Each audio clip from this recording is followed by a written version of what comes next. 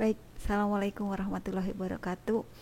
Kita mau membahas tentang neraca lajur yang sudah Ibu tugaskan di pekan lalu. Ini ditunggu-tunggu karena nanti untuk orang-orang yang sudah menjawab japri ke Ibu ya, angka laba, kemudian Ibu minta untuk mengirimkan foto neraca lajurnya, itu akan mendapatkan hadiah hari ini ya. Akan Ibu umumkan langsung di video sekarang.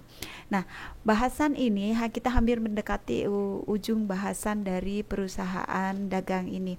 Ini tugas yang sudah Ibu berikan 2 pekan sebelumnya, menyusun AJP dengan pendekatan ikhtisar laba rugi. Nggak yang lainnya nggak masalah ya, Ibu rasa sama dengan perusahaan jasa asuransi dibayar pada tanggal 1 Oktober untuk 1 tahun, tinggal kamu hitung 1 Oktober, November, Desember, berarti 3 bulan dan seterusnya.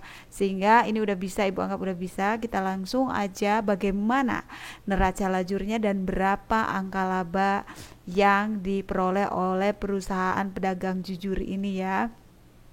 Kita lihat ya. Nah, ini lengkapnya. Perhatikan di sini, ini boleh diganti dengan nama kalian sendiri. Ini adalah neraca saldo yang ada di soal kemarin dan ini adalah AJP-nya.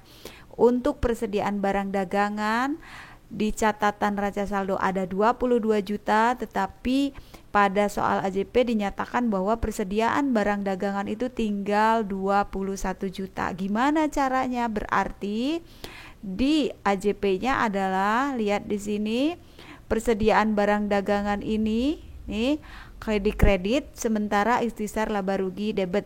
Jadi untuk persediaan barang akhir yang tercatat di neraca saldo, untuk persediaan barang awal yang tercatat di neraca saldo itu pada saat membuat AJP harus di kredit, sedangkan ikhtisar laba ruginya angkanya di debit. Nah, angka persediaan barang akhir masukkan ke debit dan ikhtisar laba ruginya kredit.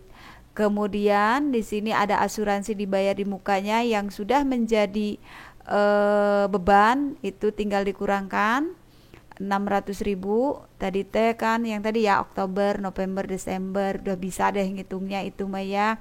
Kemudian ada beban gaji yang masih harus dibayar, ini debit, pasangannya mana nih? Utang gaji, karena belum dibayar gaji yang masih harus dibayar.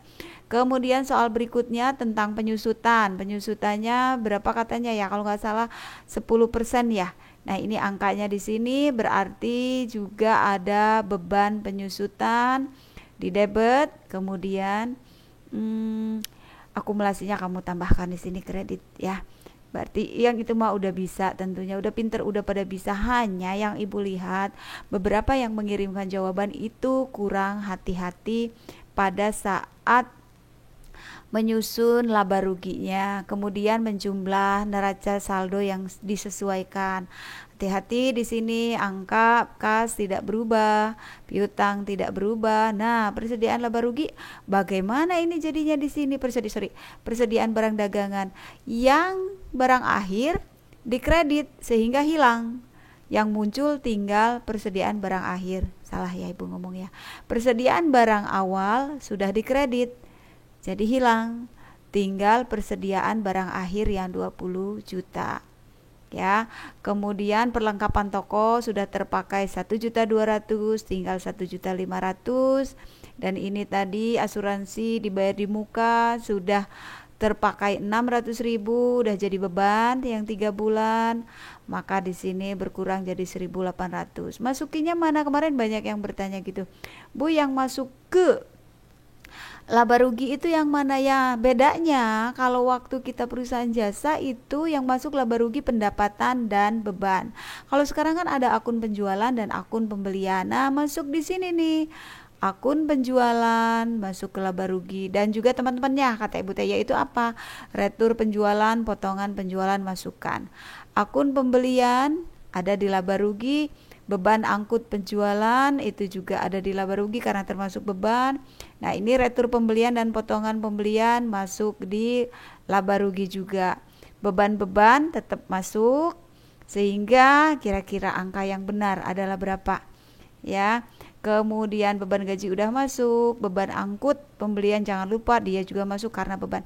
Ada yang bertanya, Bu, kalau ikhtisar laba rugi itu hanya tulisan aksesoris doang atau harus ditulis? Ya nggak mungkin ada aksesoris, tetap harus ditulis. Dia masuk ke laba rugi. Ini persediaan barang awal, ini persediaan barang akhir di ikhtisar laba rugi. Beban-beban seperti biasa tetap masuk, ternyata angkanya adalah yang benar di sini 2.400.000. Ya, terima kasih buat yang sudah menjawab, banyak yang betul, tapi kalau yang belum benar biasanya karena ngerjakannya masih kotret-kotretan gitu. Jadi aja belum bisa, belum dapat angka yang benar.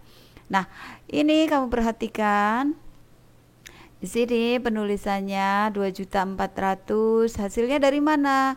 Jumlahkan angka debit di sini. Ini angka kredit, selisih 48.800 dikurangi 46.400, hasilnya 2.400.000. Penulisannya harus gini ya. Harus sampai dengan tertutup begini. 48 sama ini ditambah 2.400.000 jadi 48.400. Kemudian neraca, jangan lupa yang masuk di neraca adalah harta, utang, dan modal. Jumlah sehingga di sini angkanya adalah, bukannya ada yang lupa gak ya? Modal.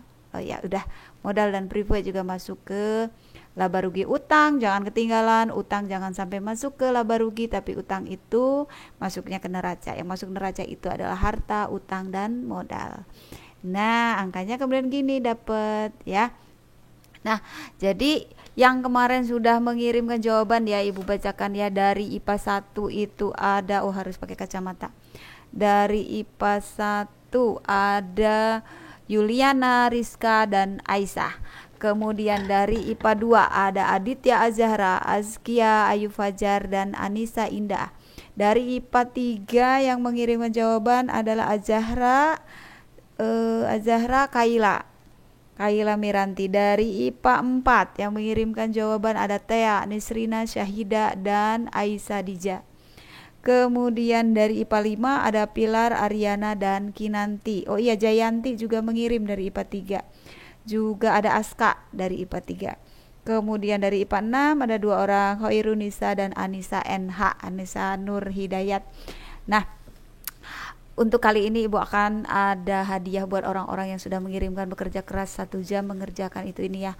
Jadi ini adalah nama-nama orang yang tadi udah Ibu tulis di dalam kertas nih. Mana sih kamera? Ini ya, biarin deh acak-acakan. Akan dikocok. Siapa yang namanya keluar? Oh iya, tetapi kalau yang jawabannya tidak tepat nggak masuk ke sini ya. Nggak usah Ibu sebutkan yang tidak tepat. Ini yang tepatnya banyak kok. Tenang aja. Akan mendapat hadiah pulsa antara 20 sampai 25.000, karena ada juga operator yang nggak menyediakan pulsa 20.000, adanya 25. Kira-kira siapa ya yang akan mendapatkannya? Aduh, kok tangannya diangkat tinggi-tinggi. Baik, kita jatuhkan 1. Nggak boleh gitu ya, nggak boleh dijatuhin ya, kan nggak kelihatan. Ibu ambil aja 1 ya, nih. Dah, yang lainnya jatuhin. Siapakah ini yang akan dapat? Yang dapat adalah Ariana akan mendapatkan hadiah pulsa Rp25.000. Nah, untuk berikutnya, untuk saat ini penjelasannya segini dulu. Silakan tanya-tanya boleh di grup WA kita. Dan untuk berikutnya kita akan menghitung laba. Kita cek bener gak sih hitungan 2.400.000 ini kalau menghitungnya dengan pendekatan harga pokok penjualan. Tugas kamu itu ya sekarang, sebelum Ibu terbitkan contohnya lagi nanti ya, hitunglah laba perusahaan ini dengan menggunakan pendekatan harga pokok penjualan sampai memperoleh angka laba bersih yang sama, yaitu 2.400.000. Boleh dikotret dulu, nanti Ibu akan kasih tahu apa yang harus dikerjakan. Yang penting udah bisa dulu ngitungnya. Kalau bingung boleh tanya-tanya, nanti Ibu kirim contohnya di grup WA kita. Baik, selamat untuk Ariana, hebat sekali. Dan jangan lupa sekarang setelah nonton video ini, kamu harus menghitung laba perusahaan ini dengan angka yang sama ini. Menghitung labanya saja menggunakan pendekatan harga pokok penjualan. Kalau ada pertanyaan silakan. Assalamualaikum warahmatullahi wabarakatuh.